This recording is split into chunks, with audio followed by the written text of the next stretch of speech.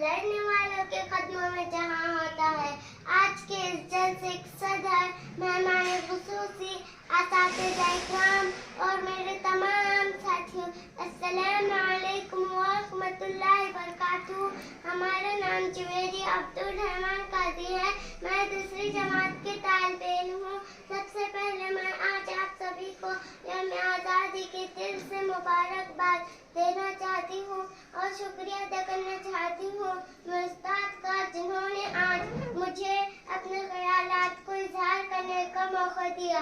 आज पूरा हिंदुस्तान आज़ादी का जश्न मना रहा है और हर हिंदुस्तानी वासी खुली सांस ले रहा है।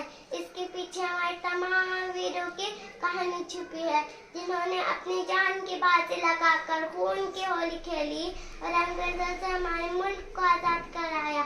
इन्हीं की कुर्बानियों की वजह से हम आज़ाद हिंदुस्तान के नागरिक कहलाते हैं और इन्हीं की कुर्बानियों की वजह से हम आज के दिन को बड़े धूमधाम से बनाते हैं और इन मिसाल वीरों की याद करते हैं। कहना तो बहुत कुछ है, लेकिन वक्त का ख्याल रखते हुए मैं अपने तकरीर को एक शेर के जरिए खत्म करूंगी।